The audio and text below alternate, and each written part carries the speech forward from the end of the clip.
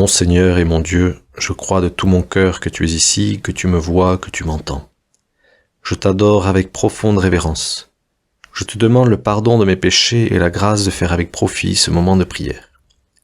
Marie, ma Mère Immaculée, Saint Joseph et mon ange gardien, intercédez pour moi.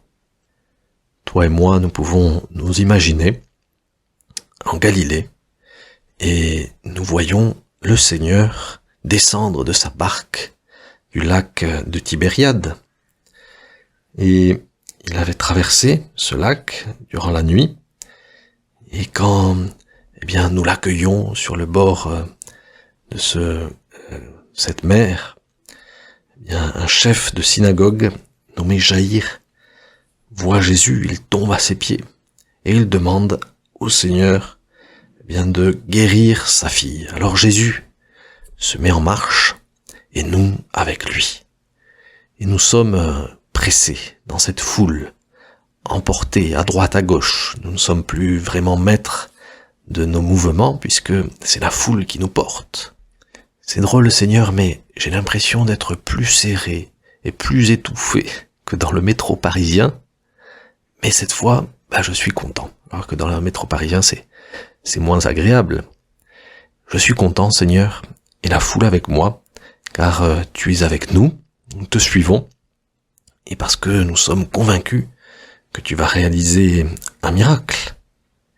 Et alors que nous sommes tous autour de toi, alors que toi aussi, Seigneur, tu es victime de ces mouvements de foule et tu as du mal à aller soigner la fille du chef de la synagogue, tout d'un coup, la foule s'arrête. Il s'est passé quelque chose.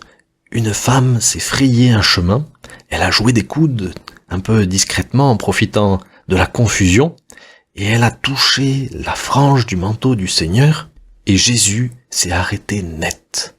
Il a senti une force sortir de lui, et il veut entamer un dialogue avec cette femme qui a été guérie, simplement en touchant la frange du manteau de Jésus.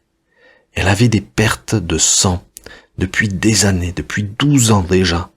Elle avait dépensé toute sa fortune dans différents traitements qui avaient lamentablement échoué. La situation était désespérée jusqu'au jour où elle a entendu cette foule, ce bruit, cette joie, cette espérance.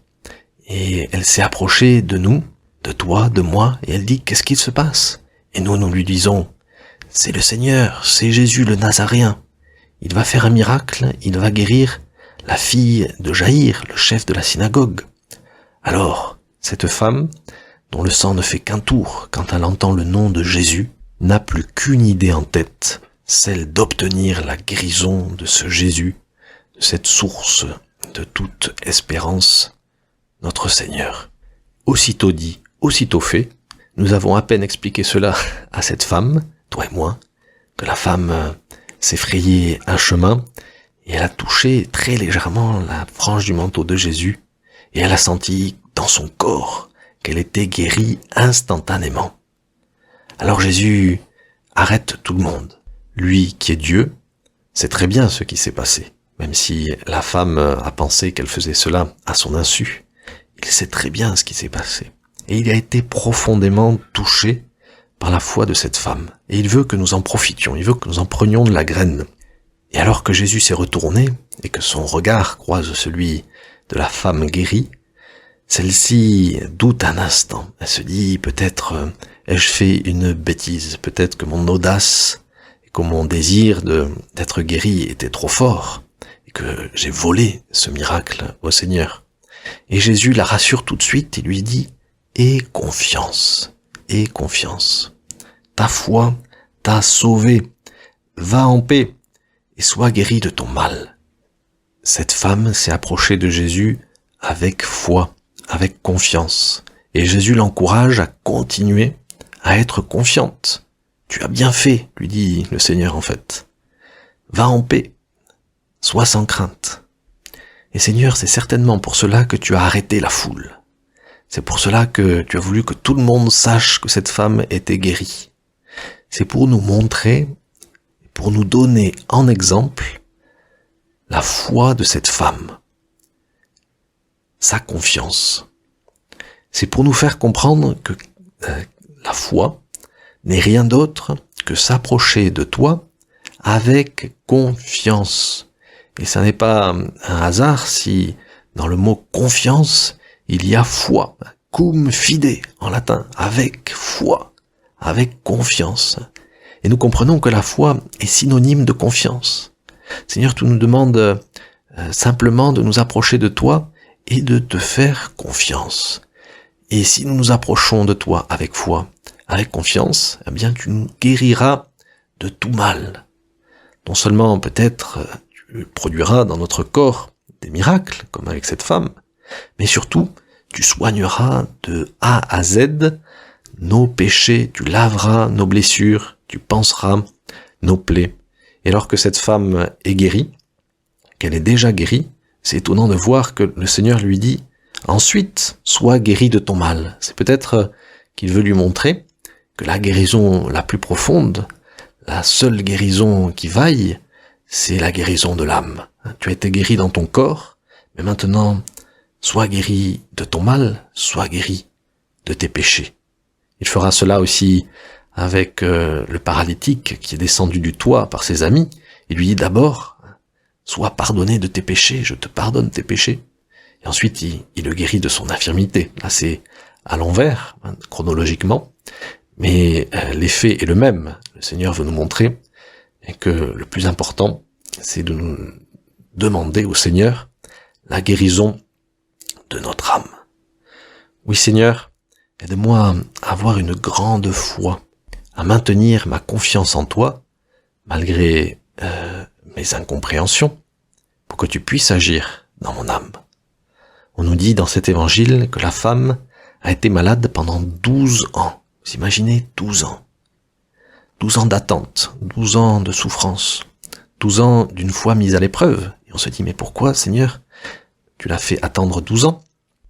Et c'est plutôt toi, en fait, qui as attendu 12 ans. Tu as été patient pendant 12 ans pour que le cœur de cette femme passe de la défiance vis-à-vis de Dieu, vis-à-vis de sa souffrance, vis-à-vis de sa maladie. Elle est dans l'incompréhension et elle passe de la défiance envers Dieu à la confiance. Ces 12 ans ont été la période durant laquelle le Saint-Esprit a travaillé lentement son âme et a permis que le jour où elle a entendu le nom de Jésus qui passait par là, elle se lance pour se remettre totalement dans les mains du Seigneur. Seigneur, nous apprenons quelque chose d'essentiel sur toi dans ce passage. Tu te laisses toucher pour peu que nous nous approchions de toi avec confiance. Beaucoup de personnes autour de toi te bousculaient, te touchaient aussi, t'effleuraient et te pressaient. Et d'ailleurs, quand tu te retournes pour voir cette femme et tu dis « Qui m'a touché ?» tes apôtres te disent « Mais écoute, c'est une blague. Tout le monde te touche, tout le monde te presse, tout le monde te bouscule et tu demandes « Qui m'a touché ?» Et oui, le Seigneur dit « Oui, quelqu'un m'a touché au plus profond de moi. Quelqu'un m'a ému. Quelqu'un a provoqué en moi le désir de faire un miracle. » Et beaucoup de personnes dans la foule avaient certainement aussi des problèmes de santé ou des problèmes plus graves encore, dans leur âme, des blessures et des péchés à se faire pardonner. Mais une seule a obtenu ce miracle, celle qui a eu confiance en toi. Toi, Seigneur, tu es proche de moi, notamment dans la Sainte Messe.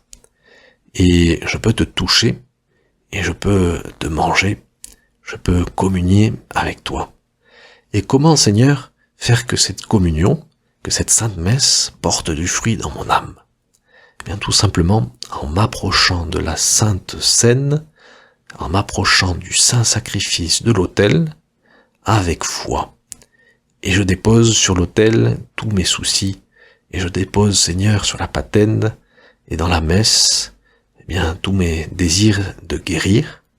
Et toi, Seigneur, si tu vois dans mon cœur un minimum de confiance, tu opéreras dans mon âme les miracles les plus fous, mes désirs les plus profonds. Je te remercie, mon Dieu, des bonnes résolutions, des actes d'amour, et des inspirations que tu m'as communiquées dans cette méditation. Je te demande de m'aider à les mettre en pratique. Ma Mère Immaculée, Saint Joseph et mon ange gardien, intercédez pour moi.